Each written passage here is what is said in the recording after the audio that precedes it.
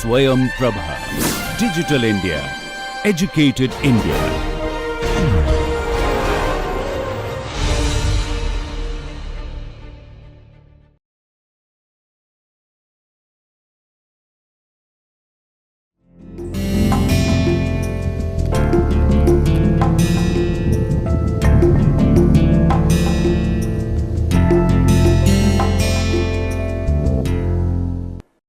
Welcome to another lecture on brand management.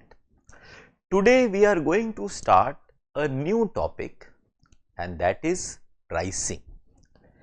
And the title of this lecture is, as you can see on the slide, relationship between pricing and brand positioning.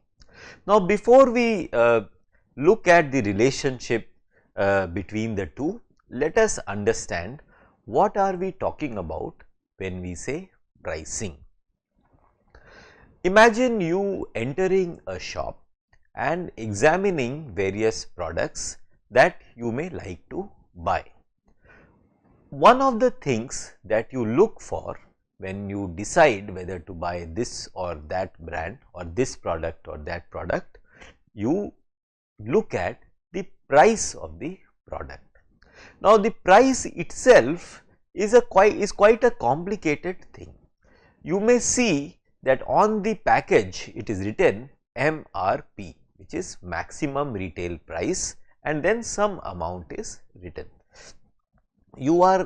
Sometimes you are sure that the price will be this much and it cannot be more than that, because that is what the government specifies, or you may expect some kind of discount on that MRP or on that price. So, what you are prepared to pay is either that amount or perhaps slightly less amount than the one mentioned in the package. But we must also think about the price that you are going to pay is for what? It is for the service or the value that the product that you are going to buy is going to provide to you.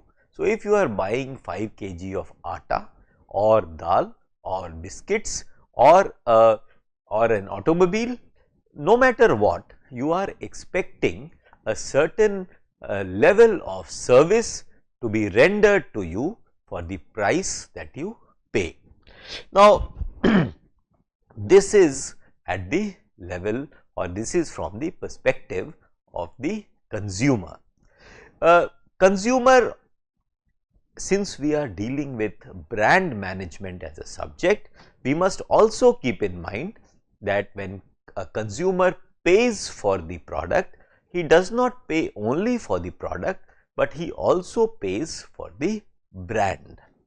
And when I say brand, immediately all of us will think of ideas like brand identity, brand iceberg, brand architecture, and so on so forth.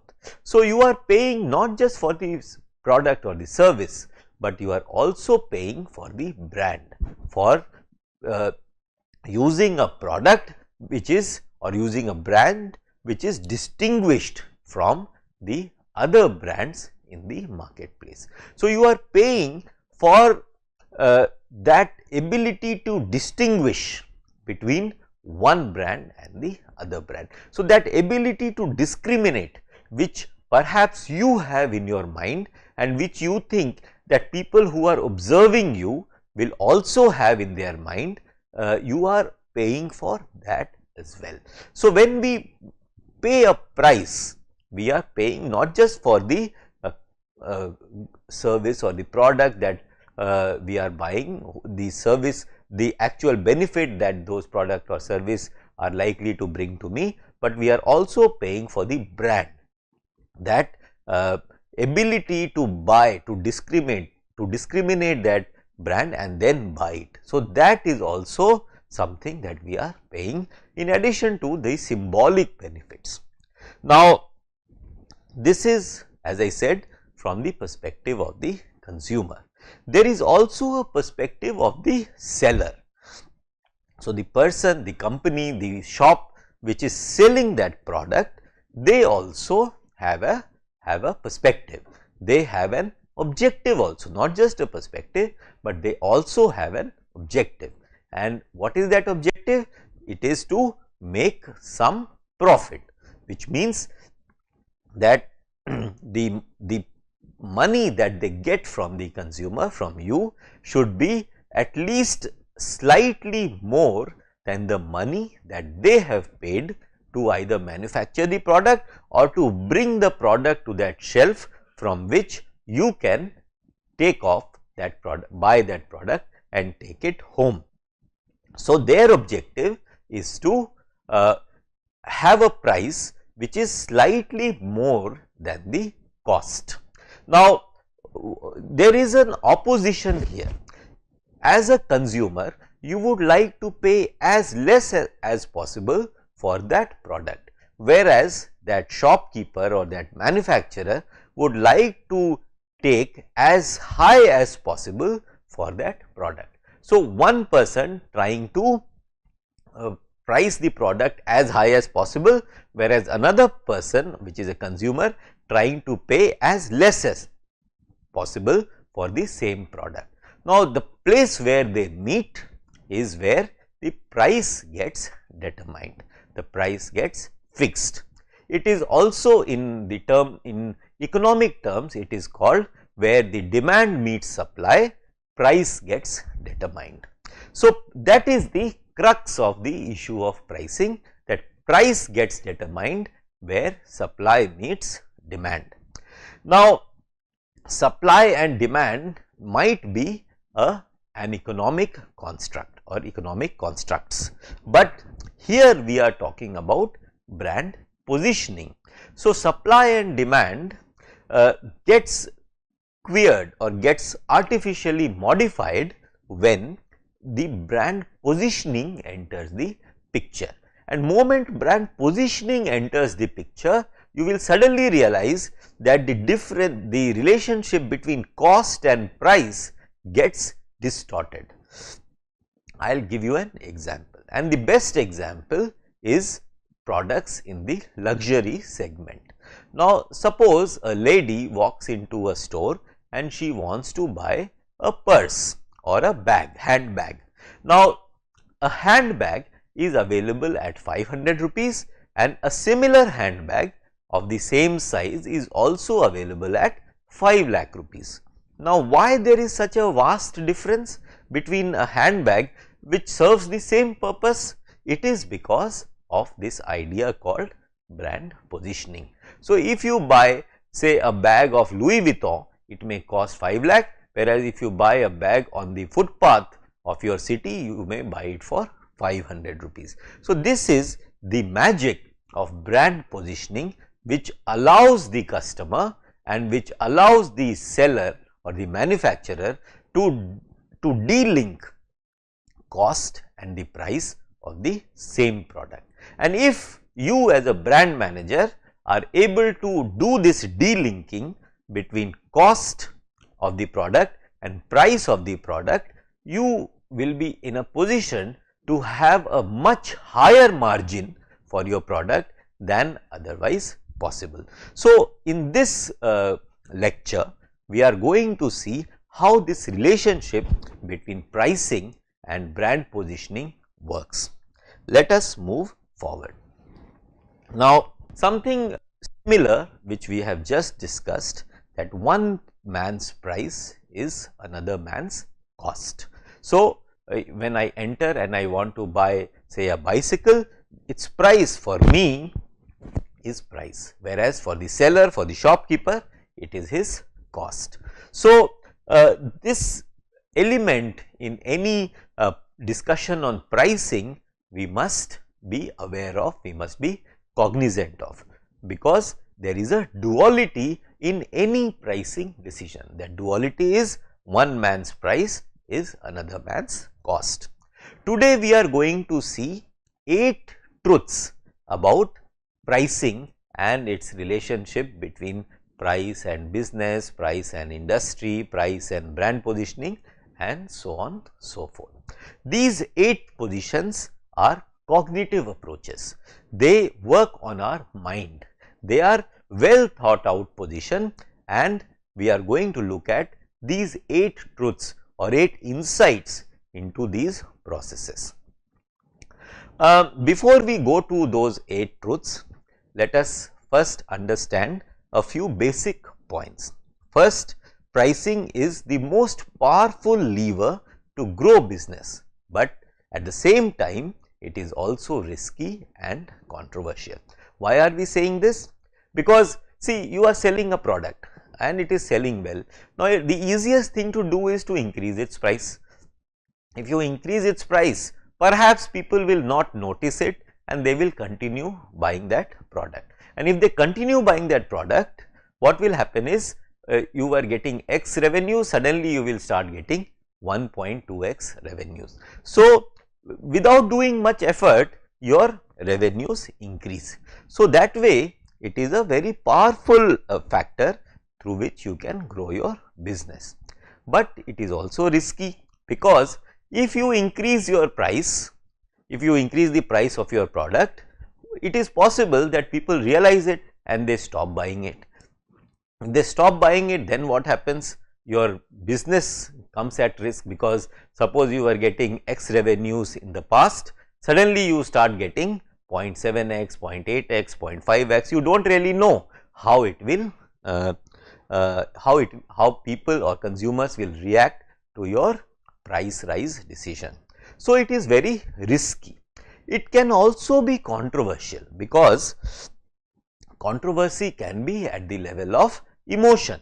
So, people may feel someone who has bought, say, a product at 100 rupees and tomorrow it is available at 80 rupees. So, he may feel cheated, that he was a fool to buy a product at 100 when it is within 2 days it is available at 80 rupees. So, they feel cheated and they may decide that they will never buy your product again.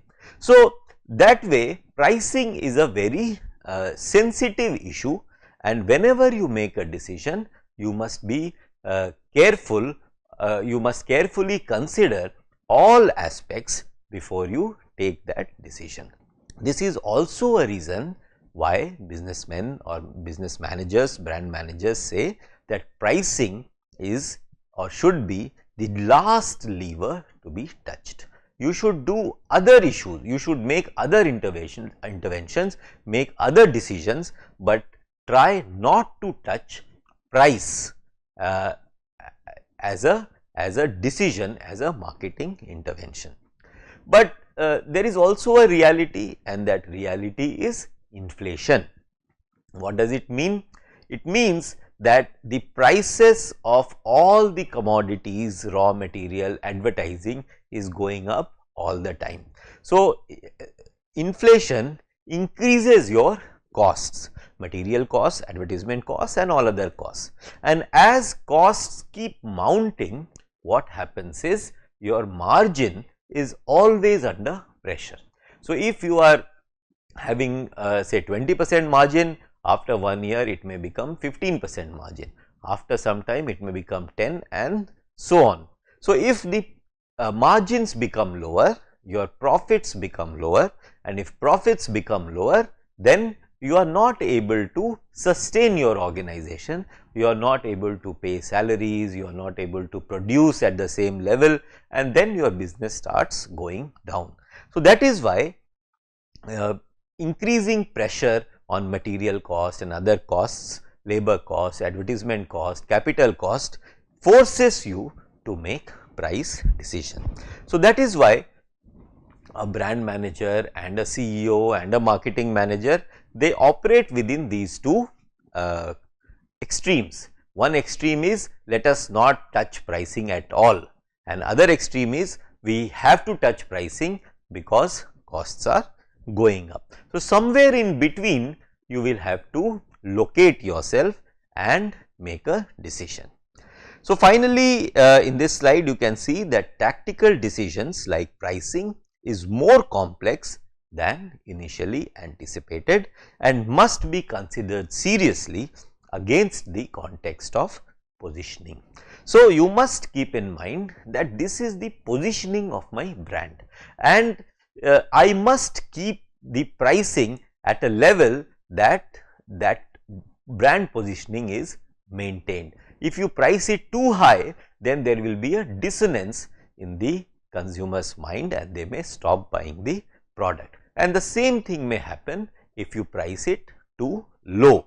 So, as I said, that pricing is not an easy decision. It is a very complex kind of intervention that you can make in the marketplace, and you must do with full awareness.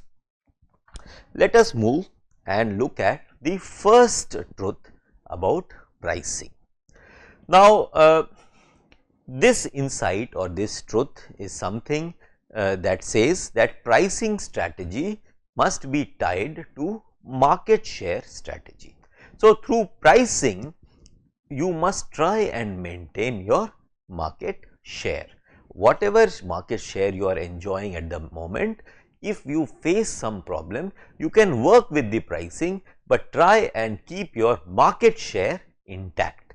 That is what this principle is trying to tell us, and we will explain this with an example.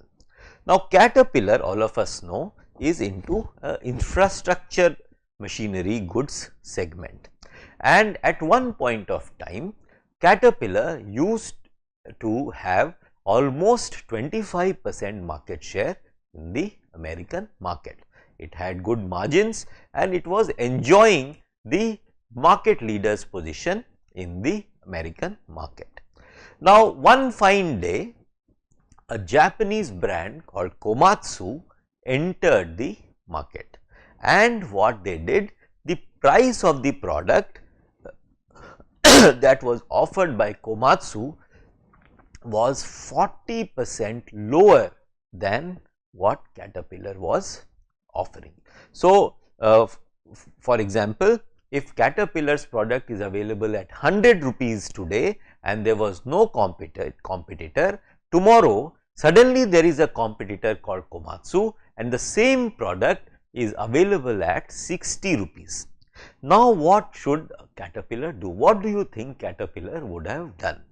Because suddenly if a customer sees that he can buy the same product at 40% lower price, why should he buy Caterpillar? And the product is almost as good as what Caterpillar is offering. So, Caterpillar was in a dilemma.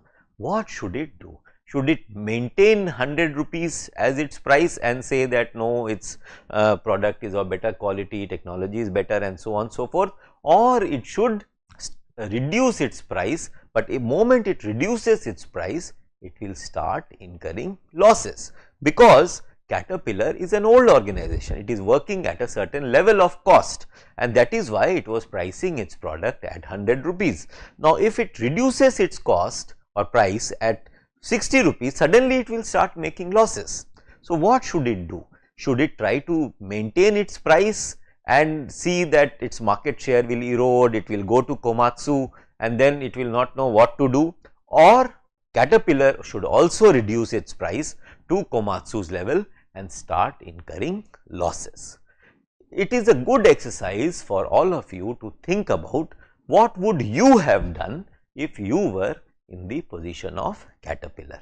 Let me share with you what Caterpillar actually did.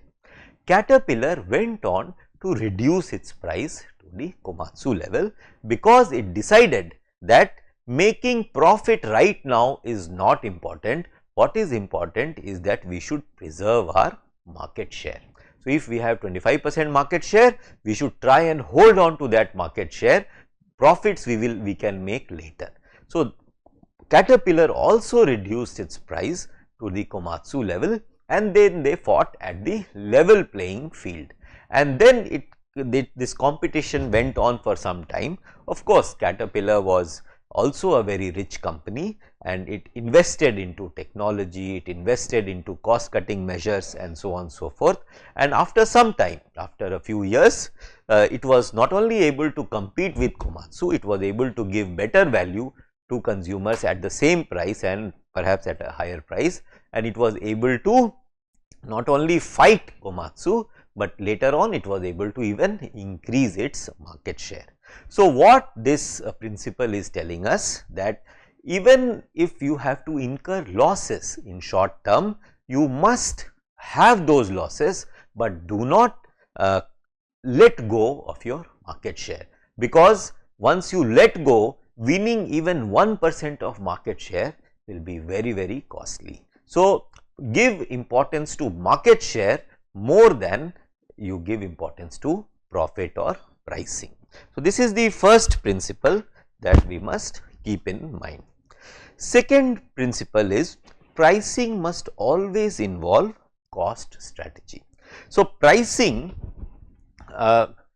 should have some relation to cost, and that price, earlier we had said that if you can achieve a delinking of pricing and cost, it is very good, and it is very good because it allows you to price your product at a very high level and have greater and higher margins.